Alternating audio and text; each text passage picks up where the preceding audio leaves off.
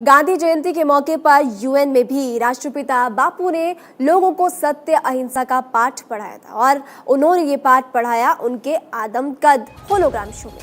ये hologram show संयुक्त राष्ट्र में भारत के स्थायी mission UNESCO Mahatma Gandhi institute of peace and sustainable development यानी कि MGIEP के साझा सहयोग से किया गया, जिसमें कि पैनल चर्चा की गई थी। पैनल चर्चा को देखकर एक समय तो ऐसा लगा कि सचमुच में बापू कार्यक्रम में मौजूद लोगों के बीच आ गए हों और वो उन्हें शांति अहिंसा का पाठ पढ़ा रहे हों।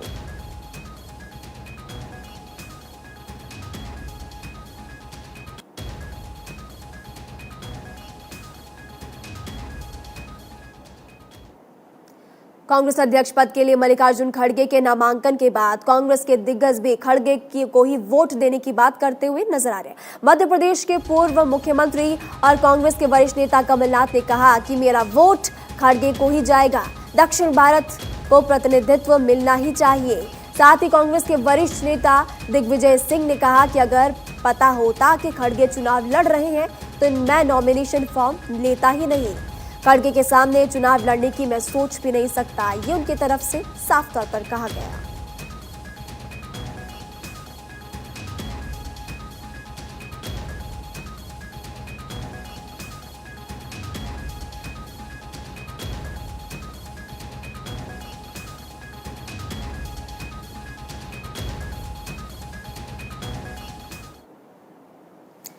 ओडिशा में बीजेपी 2024 में होने वाले लोकसभा चुनाव में सत्ताधारी बीजेडी यानी कि बीजू जनता दल से ज्यादा सीटें जीतना चाहती है।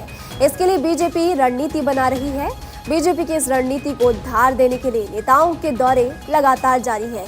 अगस्त में गृह मंत्री अमित शाह ने ओडिशा का दौरा किया था तो 29 सितंबर को बीजेपी अध्यक्ष जेपी नड्डा 2 दिवसीय दौरे पर ओडिशा पहुंचे थे।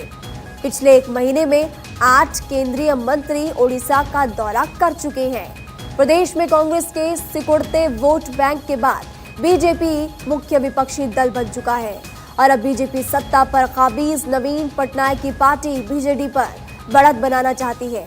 आपको बता दें कि 2019 लोकसभा चुनाव में बीजेडी को 12 जबकि बीजेपी को 8 सीट्स पर जीत मिली थी और ऐसे में अब लगातार कोशिश ये की जा रही है कि ओडिशा की कमान भी बीजेपी के हाथों में आए।